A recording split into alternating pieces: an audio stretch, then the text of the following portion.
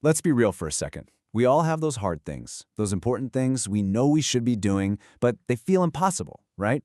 For years, we've been told it's all about willpower, about being motivated.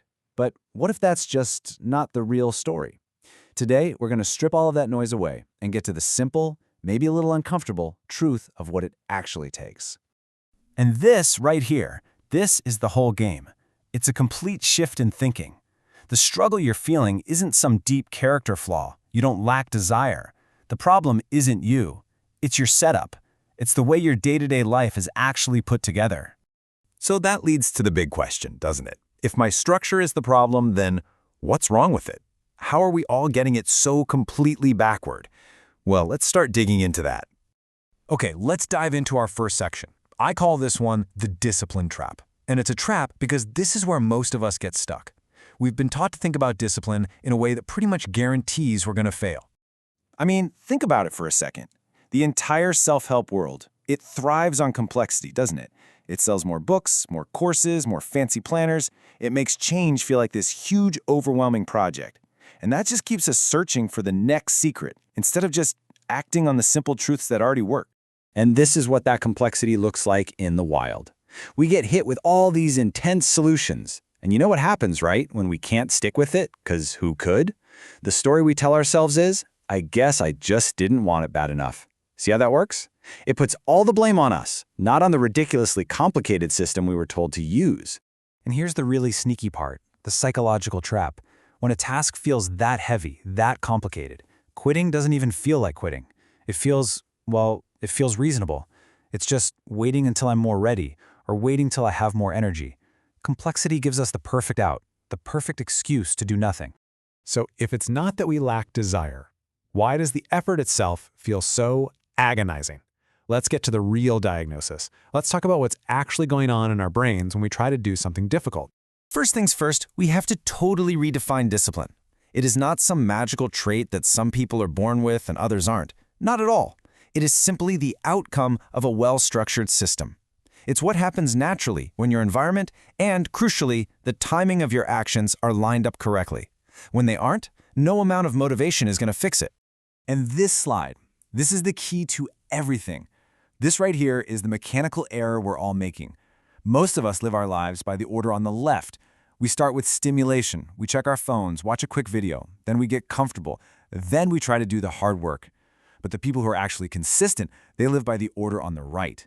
Work comes first, then comes relief, and then the reward.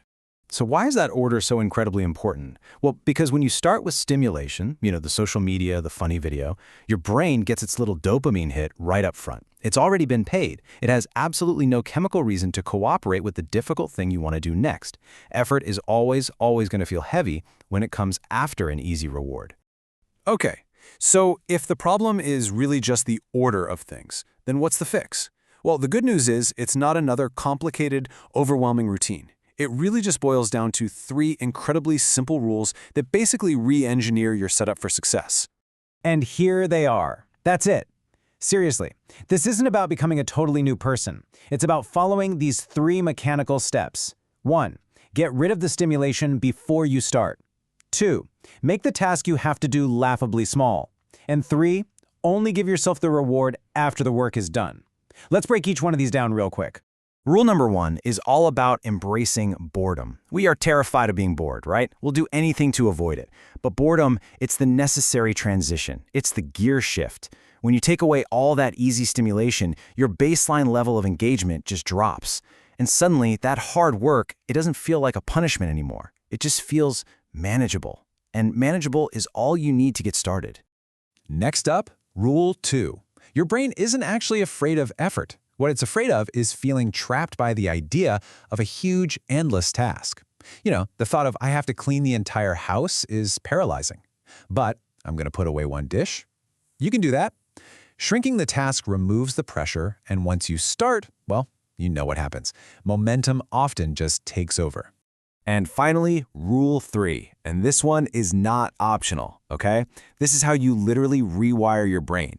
By only allowing the reward after the effort, you are actively teaching your brain to connect the hard work with the pleasure and relief that comes after it. And over time, that connection, it becomes automatic. And the resistance you feel to just starting, it begins to melt away. Now, all this sounds pretty straightforward, doesn't it? But, there's a reason everyone isn't doing this. There is one major reason people fail, even with a system this simple. Let's talk about the biggest act of self-sabotage there is. So what is it? What's this hidden trap that gets almost everyone, every single time? It's not a lack of some secret technique. It's not a lack of knowledge. The single biggest obstacle is It feels too simple. That's it. And because it doesn't feel complex or impressive, we doubt it. We tell ourselves, nah, there's got to be more to it than that. We convince ourselves that real, lasting change has to be harder, so we ditch the simple thing that actually works to go look for another complicated system that's bound to fail. And this quote just hits the nail on the head, doesn't it? Success isn't about finding some perfect, complex master plan. It's about having the patience to just do a simple thing over and over and over again long enough for the results to actually show up. Consistency with a simple process will beat constantly looking for a new one every single time. So let's bring this all home. Let's wrap this up. What's the core truth here, and what's the one small thing you can do, like right now, to put this whole thing into action? Look, the most important thing to take away is this. Forget about intensity. Focus on the order of your actions.